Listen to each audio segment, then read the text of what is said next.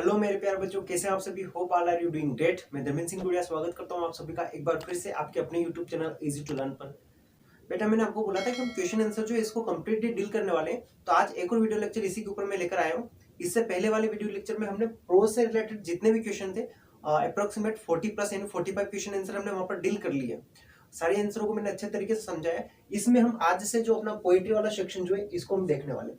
Poetry के अंदर कौन कौन से टॉप मोस्ट इंपोर्टेंट क्वेश्चन बनने वाले इनको हम देखेंगे। अच्छा, पोएट्री में हमें ओवरऑल कितने क्वेश्चन पूछे जाते हैं बेटा? तो पोएट्री से हमें 2 क्वेश्चन पूछे जाएंगे, 2-2 नंबर से, तो 4 नंबर तो ये होता है, और एक 3 नंबर का क्वेश्चन हमसे पूछा जाएगा। तो ऐसे ओवरऑल हमें इस वाले पार्ट से 7 नंबर के क्वेश्चन आंसर पूछे जाते हैं, तो इस वाले पार्ट को हम डील करने वाले हैं। अच्छा, 3 मार्क्स का क्वेश्चन जो है ना, इसमें मैं आपको सेंटर आइडिया करवाने वाला हूँ, और कुछ और ऐसे क्वेश्चन आंसर जो बड़े हैं तो उनको भी मैं 1 बाय 1 करवा दूंगा आपको।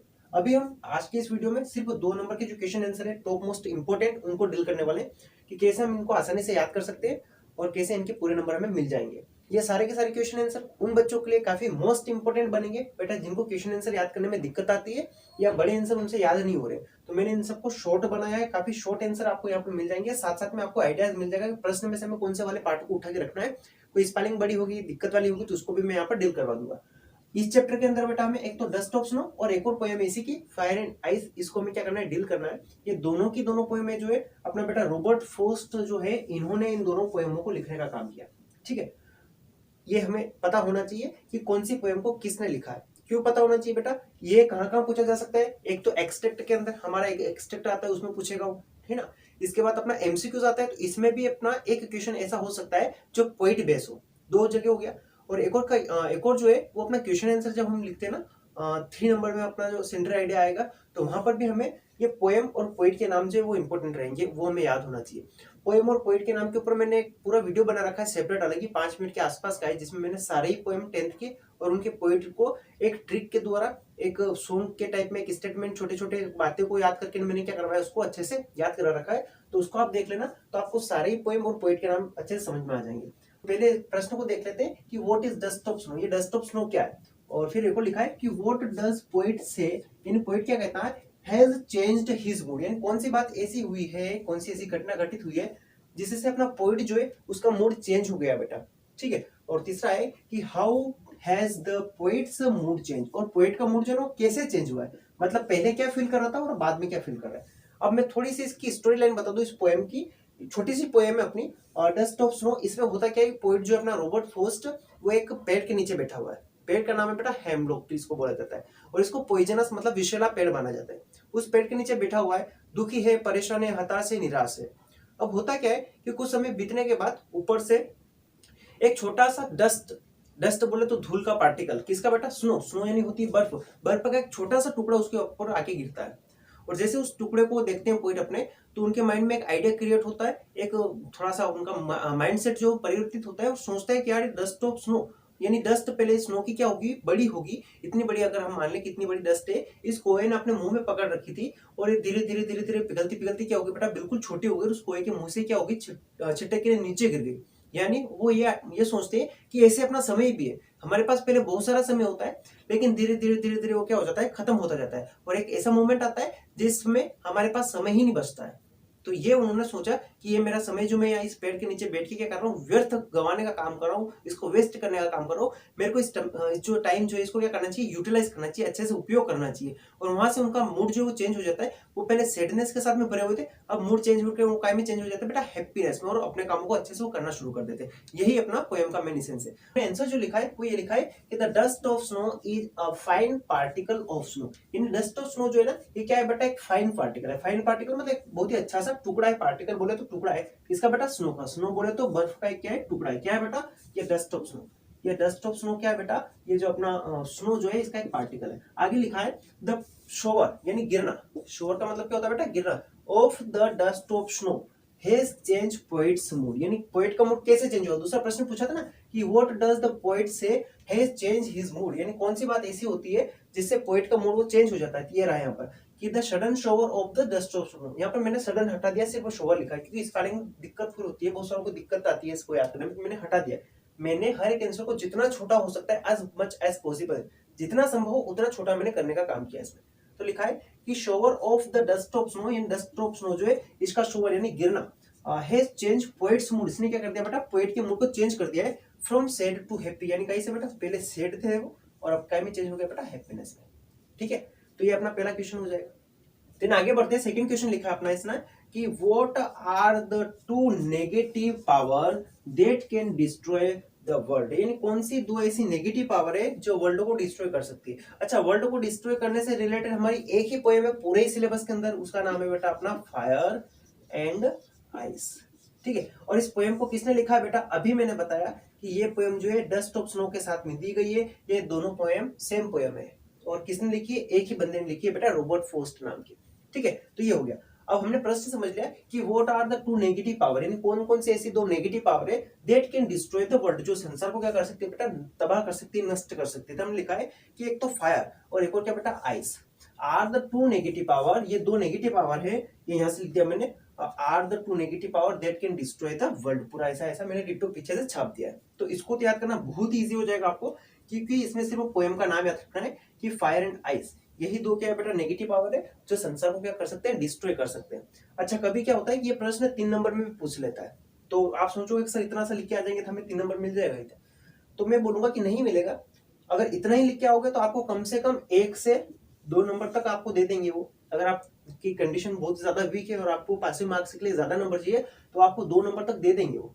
कॉपी चेक करने वाले भी सोचते हैं कि बच्चा पास हो जाए, तो 2 नंबर तक दे देंगे। अगर आपको पूरे 3 नंबर चाहिए तो आपके लिए एक और आइडिया मैं क्रिएट करके रखा हूँ कि जो सेकंड वाला क्वेश्चन है ना, अगर 3 नंबर में पूछा जा रहा है तो इन दोनों को मिक्स करके सब आंसर में लिख के आ जाना, आपका काम हो जाएगा, आपको 3 नंबर तक मिल जाएंगे इसमें। दूसरा प्रश्न देखना कि what does fire and ice stands for, यानी फायर और आइस जो है ये किसको स्टैंड करते हैं बेटा, स्टैंड करना मतलब प्रतीक होता है, ये है ना, फायर और आइस जो है ये दोनों किसके प्रतीक है। इस पोएम में अगर हम देखते हैं तो फायर फायर जो है वो डिजायर का प्रतीक है, यहाँ पर जो इनकी राइमिंग स्कीम जो है ना वही मैच हो जाती है। और ये बेटा फायर और डिजायर और आइस का हेट्रेट, ये वाला अपना एमसीक्यूज में भी बहुत सारी बार पूछा गया है, तो इसको हमें अच्छे से याद रख लेना है। क्या करना है कि जब भी पूछे कि फायर किसको स्टैंड करेगा बेटा, तो फायर का डिजायर, दोनों का राइमिंग सेम हो रहा है ना, फायर डिजायर राइम इसका सेम हो रहा है, तो ये हो जाएगा बेटा फायर का डिजायर। और दूसरा क्या बेटा, आइस बचा तो आइस का हो जाएगा हेट्रेट। ये एमसीक्यूज में बहुत सारी बार पूछा गया है, इसलिए इसको मैं अच्छे से फोकस के साथ बता रहा हूँ आपको, ये आपको याद हो जाना चाहिए कि फायर का क्या होता है बेटा, डिजायर, और आइस का क्या हो जाएगा बेटा, हेट्रेट।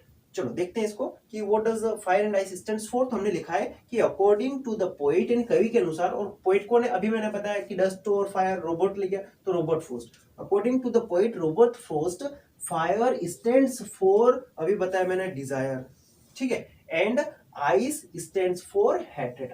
आइस जो किसको स्टैंड करेगा बेटा, हेट्रेट को, खत्म का, यही हमें लिखना है। और अगर 3 नंबर में फायर एंड आइस से कोई क्वेश्चन आता है अपने को तो इन दोनों को आप मिक्सअप कर देना और लिख के आ जाना। पहले इसको लिखना, सेकेंड वाला आंसर है ना, इसको पहले लिखना और फिर इस वाले को लिख देना, दोनों को मिक्स करके लिख के आ जाना, आपको नंबर मिल जाएंगे अच्छे से।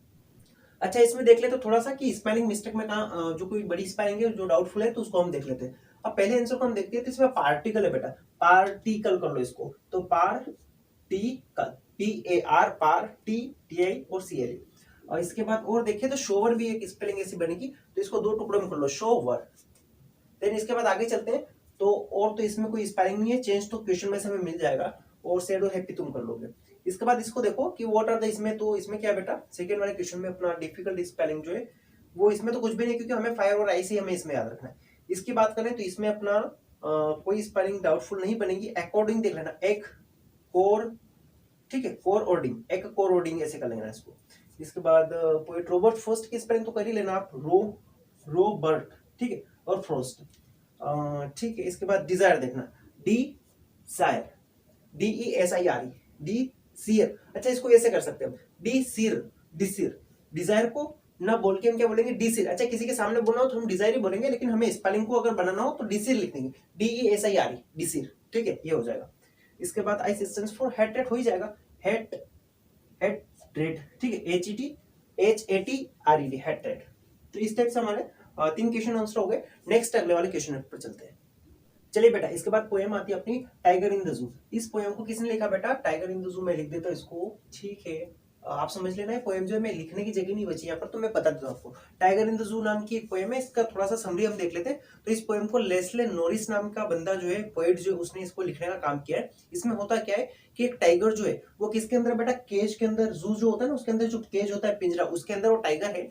उस टाइगर की कंडीशन जो है, उसकी दशा जो है, उसको इस पोएम के अंदर एक्सप्रेस करने का काम किया अपने पोएट ने, कि कैसे एक टाइगर जो है वो केज के अंदर अगर बंद होता है तो कैसे फील करता है, उसकी जो सारी फ्रीडम जो है वो छीन ली जाती है और उसको उस केज के अंदर ही रहना पड़ता है। अच्छा, ये पोएम जो है ना अपना टाइगर और जंगल जो है इन दोनों के बीच में मूव करती है।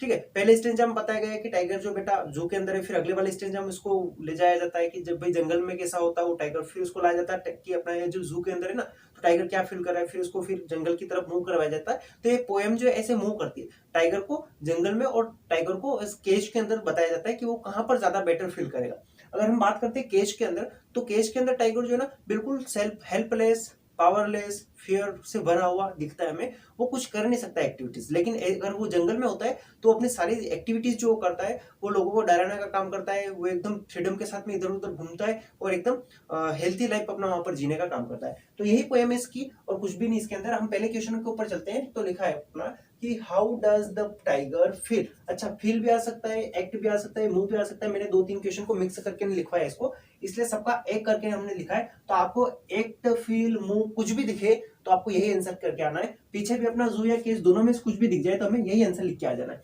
इसमें ज्यादा इंपॉर्टेंट क्वेश्चन नहीं बन रहे। मैंने दो को रखा है कि ये दो इनमें से कुछ आपका एग्जाम में बैठ सकता है, और संभावना है कि इन्हीं में से आपका एग्जाम में कोई एक आ जाएगा। तो हमने लिखा है कि हाउ डज टाइगर जो है वो फील या एक्ट या मूव, यानी टाइगर जो क्या फील करता है, कैसे मूव करता है, किसके अंदर बेटा, जू या केज के अंदर। तो टाइगर जो है केज या जू के अंदर क्या करेगा बेटा, दोनों का मतलब एक ही है ना, तो वो फियरलेस फील करेगा, डरा हुआ महसूस करेगा, फियरलेस नहीं मतलब फियरफुल महसूस करेगा। इसके बाद वो पावरलेस महसूस करेगा, अपने आप को सैडनेस के साथ में देखेगा वो। तो ये वाली कंडीशन हमने लिखा है कि द टाइगर फील्स पावरलेस, यानी टाइगर जो है वो क्या फील करता है बेटा, पावरलेस, अपने आप को शक्तिहीन मानता है, और हेल्पलेस यानी असहाय जो अपने आप को वो किसके अंदर बेटा, केज के अंदर, पिंजरे के अंदर महसूस करता है, इन द केजेस, केज के अंदर। आगे लिखा है and keeps moving silently and slowly, और वो क्या करता रहता है बेटा, उस केज के अंदर जो अपना पिंजरा जो उसी के अंदर मूव करता रहता है, वो भी कैसे, साइलेंटली और स्लोली, धीरे धीरे इधर से उधर घूमता रहता है। तो बिल्कुल भी वो अपना जो एक स्लेवरी वाली लाइफ जो है वो जी रहा है। स्लेवरी बोले तो गुलामी की जीवन। ठीक है, ये है अपना एक और क्वेश्चन इसी के अंदर बेटा, इसी पोएम का, कि how does the tiger terrify the villagers. ठीक है, ये बात कहा कि बेटा जब टाइगर क्या होगा, जंगल में होगा ना, तो जंगल के पास में जो गांव रहते हैं ना, उन गांव के लोगों को डराने का काम करेगा। तो ये वाली स्टोरी हमें इसमें बतानी है कि how does the tiger terrify, tiger जो कैसे टेरिफाई करेगा बेटा विलेजर्स को।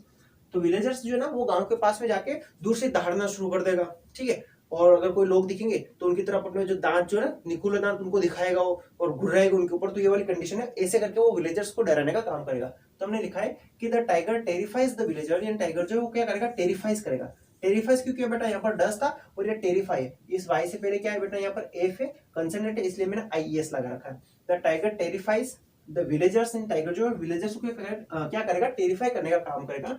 कैसे, बाय स्नर्लिंग, स्नर्लिंग मतलब दहाड़ के। ठीक है, एंड शोइंग, और क्या करके बेटा, दिखाकर, क्या दिखाएगा बेटा, हिज क्लेव्स एंड फंक्स, अपने जबड़े को और अपने जो पंजे जो होते हैं, नाखून वाले जो पंजे होते हैं ना उनको, और अपना जबड़ा, दैट मींस अपने जो दांत है इनको दिखाकर वो क्या करेगा, अपने जो विलेजर्स है इनको डराने का काम करेगा। तो छोटा सा आंसर है कि टाइगर जो है वो विलेजर्स को क्या करेगा बेटा, टेरिफाई करने का काम करेगा। कैसे, बाय स्नर्लिंग मतलब दहाड़ के, है ना, and showing his claws and fangs, और अपने क्लेव्स और फंक्स जो है इनको दिखाकर विलेजर्स को डराने का वो काम करेगा। फिर अगले क्वेश्चन पर चलते हैं, तो अपना आ जाता है बेटा कि वेयर डिड द बाल गो। ठीक है, ये आ गया बेटा अपना बाल, और बाल से सीधा हमें एक चीज पकड़ लेनी है कि बाल पूरे ही सिलेबस के अंदर अपने पोयम की अगर हम बात करें तो एक ही पोयम है जो बाल से रिलेटेड, उसका नाम है बेटा द बाल पोयम, द बॉल पोयम।